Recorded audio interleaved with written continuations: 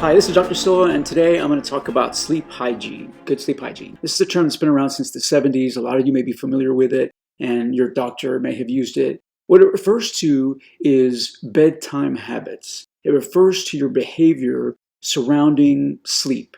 And really, it's not just what you do around bedtime, it's what you do all day, but especially at bedtime, and just the different do's and don'ts. Good sleep hygiene is the behavior that you want to cultivate that is conducive to getting a good night's rest. So for patients who are experiencing insomnia, who are having difficulty with that, it is something that you would do in addition to whatever else you're doing to try to get good sleep, including taking medication.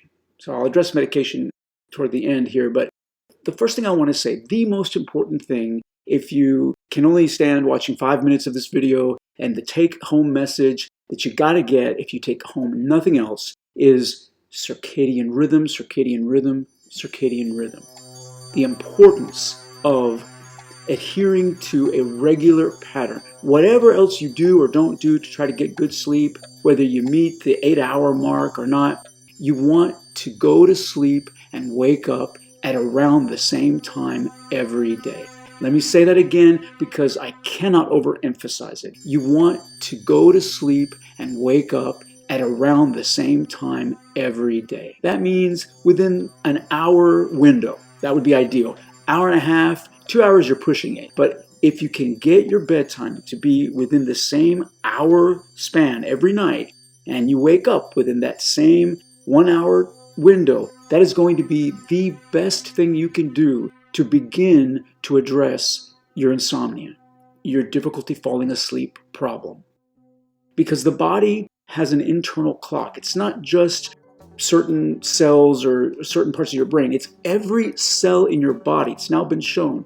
It's been definitively established. This is fascinating. That every cell in your body, each individual cell, has its own independent clock. It's down to the cellular level that your body knows. Okay, it's morning time. It's evening time. Okay, it's nighttime. And this is what I'm supposed to be doing. This is what the cell is supposed to be doing. And of course, it extrapolates to tissues and organ systems and the organism as a whole. But you are supposed to be asleep at certain times of the day. We evolved with a 24-hour clock. And that's not a coincidence that the Earth rotates on its axis once every 24 hours. And so there's daylight for certain parts of the day, and then light goes away. There's a great book that I want to recommend.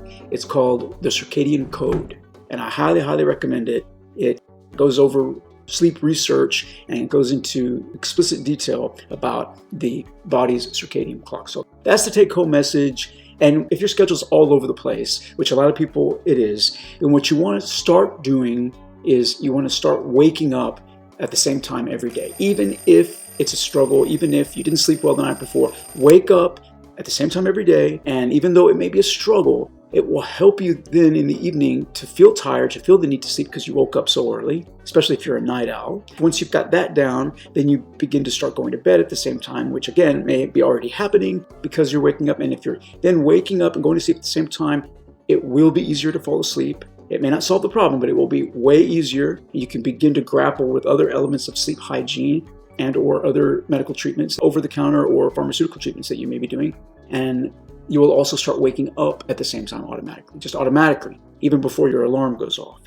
I guarantee it, everybody's body works that way, and it may be very difficult at first, but you've got to start with those behavioral interventions. There are do's and don'ts that fall under the umbrella of sleep hygiene, good sleep hygiene and bad sleep hygiene, okay? It's bad sleep hygiene to take caffeine close to bedtime. And what's the cutoff time? Everybody's different. Some people, I for one, can drink coffee at a late supper at 9 p.m. and then be asleep by midnight. I am able to do that. My sister, on the other hand, she can't have so much as a cup of coffee past noon, or she will be up all night.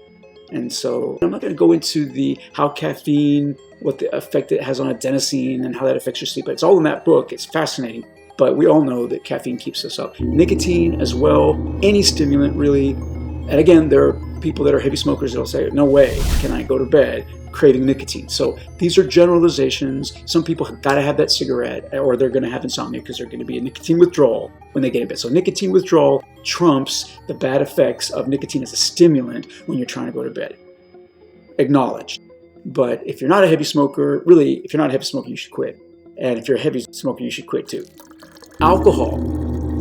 Alcohol, it's counterintuitive because it makes you sleepy and it helps you fall asleep, but it's terrible in terms of how it affects sleep architecture, and you get not only poor quality sleep, but you'll wake up. You will get middle insomnia and terminal insomnia, almost guaranteed. There's a rebound effect, and it's actually very stimulating. It's paradoxically very stimulating, very bad for sleep. So definitely reduce alcohol, particularly around bedtime. Nightcaps are not a good idea. Food. Eating a large meal is a mistake. It's usually people are very uncomfortable. You have a lot of food in your stomach. That increases your chances of getting acid reflux, but it's also uncomfortable for the body, and it can definitely contribute to insomnia. The opposite is also true, though. You don't want to go to bed hungry, so a lot of times they will recommend a light snack just before bedtime. You want to limit your water so that you will limit having to wake up because you have to have a full bladder and going to the bathroom. People rarely wake up because they have to go to the bathroom. A lot of times people that have middle insomnia because they're just having sleep problems or as a side effect of medication or maybe a symptom of an anxiety state will say that they wake up to go to the bathroom. That's not the case. Your bladder can be really full. You can be dreaming of urinating and still holding it in because you're not wetting the bed. Most adults can do that. And then you're dreaming about going to the bathroom. You're dreaming because you have a full bladder and you need to go. And that doesn't wake you up, right? So when people wake up, the vast majority of the time that when people wake up in the middle of the night and then they sense that they could empty their bladder and they get up and they go, don't mistake what woke you up. What woke you up is something else. Maybe it's anxiety. Maybe it's the side effect of a medication. Maybe it's just that you're having middle insomnia because you're having primary insomnia. It's not secondary to anything. It's just you're having poor sleep. Maybe as you get older, a lot of times as people get older, they get up to go to the bathroom. But it's not because their bladder fills or because their bladder is so weak that they can't hold it in until morning time. It's that they're waking up or that they're coming to consciousness and then they're laying in bed, they're awake. I have to go to the bathroom. And they sense that, especially when you're lying down. And so you get up and you empty your bladder, but that's not why you woke up. So that's just an FYI. Exercise. Exercise is good. It's good for sleep as well. It's good for everything. Exercise is a panacea. It's one of the few things that you can say is good for everything. Your mood, your body, longevity. There's nothing bad about exercise, but if you do it right before bedtime, that can certainly amp you up and that can be not so great. So you want to be careful about your timing. Again, everybody's different on that. And a lot of people can't exercise in the morning for whatever reason. They're just not morning people, or they have to get to work, or their schedule just doesn't permit it. So they do work out in the late evenings even. If you can get to sleep, that's fine. It's generally not recommended. Remember, these recommendations are general. Working late into the night is usually, if it's unavoidable, you got to do what you got to do, but it's not good for sleep because your mind is full of all of the things that you've got to solve and all the things you have to do, and especially if your work is very complicated and you're thinking about work and you're thinking about the next day and tomorrow, and you're going to go to bed with those thoughts.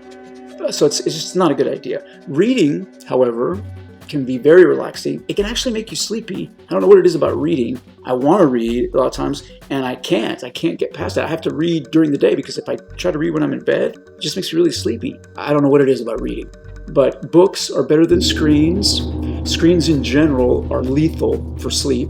It's just a bad idea to be on your phone like a lot of people are in bed, checking their social media. Not a good idea. Unplug an hour before you go to bed. You can set your smartphone to tell you, hey, it's time to wind down, and that can also be a clue to unplug, put the phone away. If you have to have your phone, if you're using an iPad, a screen to read, then you want to filter out that blue light. Blue light is that higher frequency light. It's a higher energy light, and when it hits the retina, it wakes you up and keeps you up and stimulates you more than those lower frequencies, which is toward the red end of the spectrum. And so you can actually filter out blue light. All devices now have that feature. You can set it to automatic so that at a certain time, for me it's 10 p.m., that light is filtered out. And the screen takes on a slightly red hue. You can actually set the intensity of that filtering effect. But if you gotta be on your screen, then at the very least, filter out that blue light. I want to talk about the ambient conditions because those are also very important. For most people, I think I would say universally, you need a dark room. If you need to use an eye mask, use an eye mask. That can be actually habit forming, where it's not even the light, the room is already dark without the mask.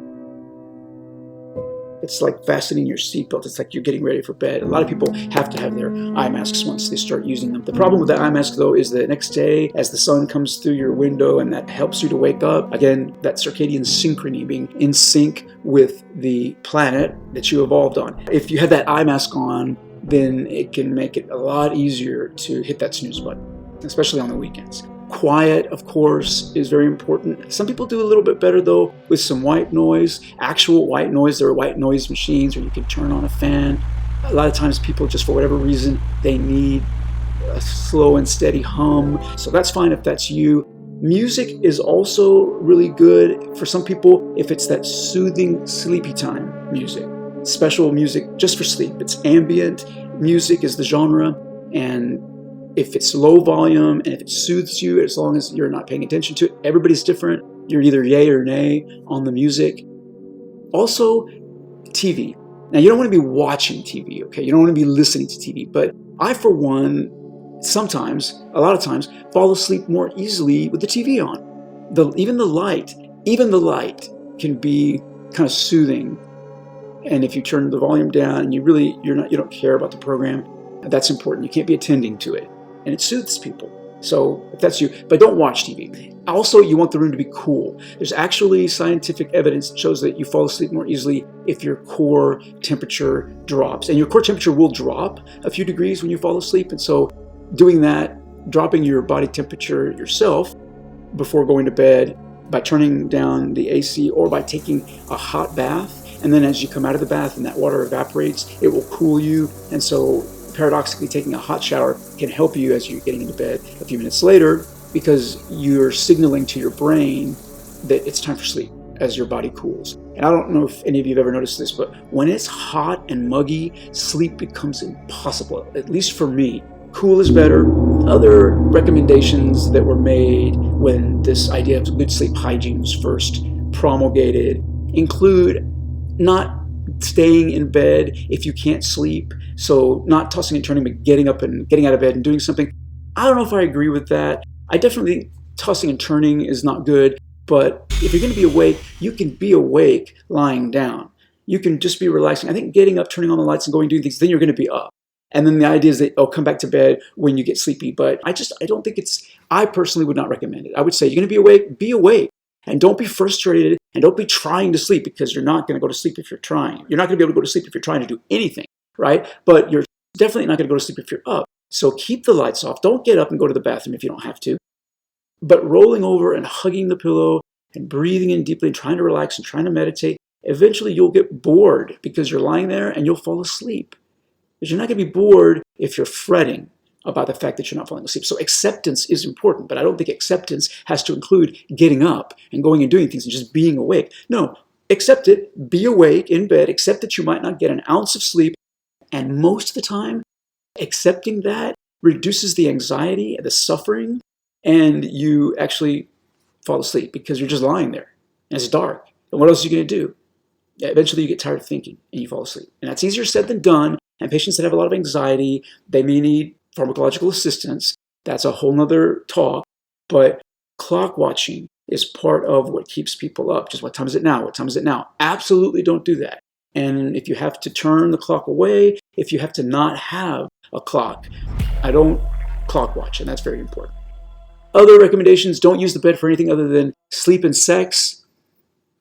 Okay. I mean, I don't think that particular recommendation makes that much difference when it comes to insomnia. The idea is that your mind associates the bed with sleep, and you're not doing stuff in bed, you're not watching TV. It's very strict. You're not watching TV, you're not eating, you're not on your phone, you're not working, and it's just sleep and sex. And I guess they carve out sex because where else are you going to have sex? You might have to get on the couch or something that's not as comfortable. Someone will throw out their back or stub their toe or something. I don't know. I think whatever. Again, it's not a standalone treatment. In 2021, the American Academy of Sleep Medicine did a meta-analysis on various behavioral therapies, and they concluded that, quote, they did not favor the use of sleep hygiene as a standalone therapy for chronic insomnia since, quote, recent evidence shows that it is no longer supported as a single component therapy. So the other way that you can have good sleep hygiene, if you are taking medication, is taking your medication as you're getting into bed. You're going to develop tolerance to the sedative effect of your sleep aid.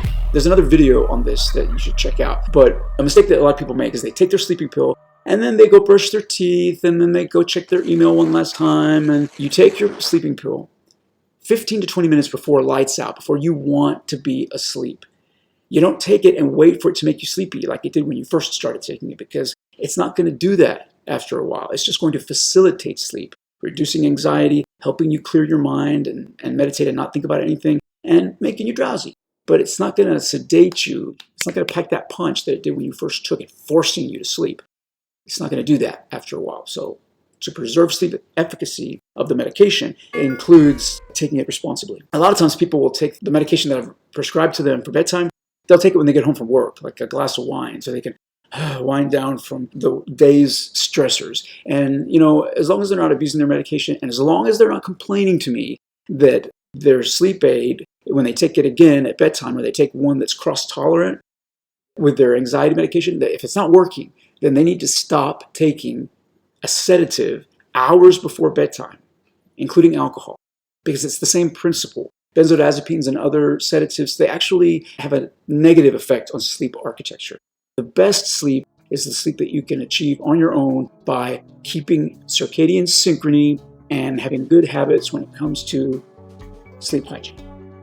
But if you have to take medication, take it judiciously, or it's going to stop working. So anyway, that's it. I hope that you sleep well tonight.